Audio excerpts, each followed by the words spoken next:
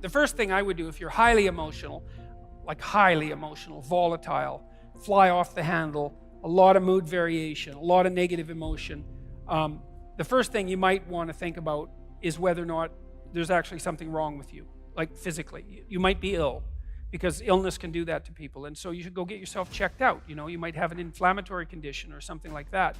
And the next thing I would check out is like, are you sure you're not hungry?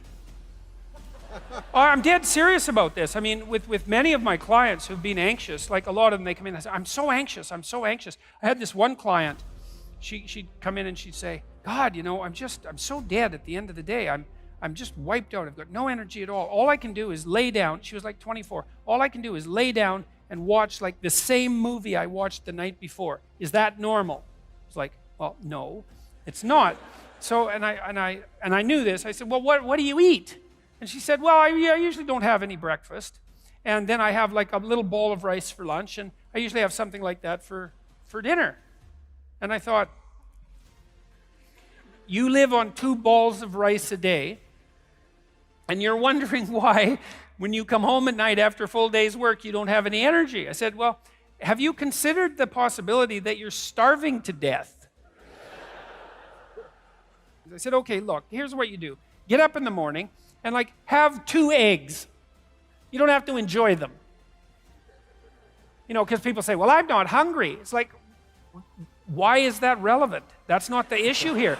It isn't like gourmet time. It's not starving to death time. So eat your 2 eggs, and maybe in 3 months you'll enjoy it. You know, until then it'll be like chewing down rubbery cardboard, but it's not that big a deal. So, you know, we upped her caloric intake by a factor of about 4, and she came back, and it was like, I think she came back 2 more times. It's like, oh, I have lots of energy now. It's like, oh, good, you're not dying of starvation. It's like, and I'm telling you, like, if you're a volatile person, try this. Eat a high-protein, high-fat meal in the morning. No sugar. And a big one. Like, have a steak. Have something solid. And doesn't matter if you like it. Who cares? Cook it the night before if you don't want to cook it then. Just try it for a week and see what happens. My suspicions, I've had half my clients, I would say, have dropped their volatility levels 50% by eating a high-fat, high-protein breakfast.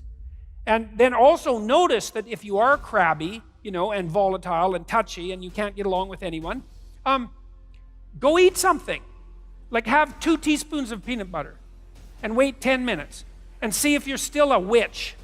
So for some people, and if you are a volatile person, like your blood sugar levels tend to move up and down more because you stress yourself out more. For some people, that really matters. And so, look, try it for a week. It's nothing, right? And you might think, oh, God, what you'll find, if it works, is, A, you don't get nearly as upset about the things that used to upset you. So, and that'll be a shock. You'll think, oh my God, I would have flown off the handle because of that before, and now it's hardly bothering me. So that's a lovely thing. And then the second thing is, if something bothers you, you'll recover way faster. And so that's a good start. And so try that. That's no harm. It's not going to hurt you. Try getting up at the same time every day.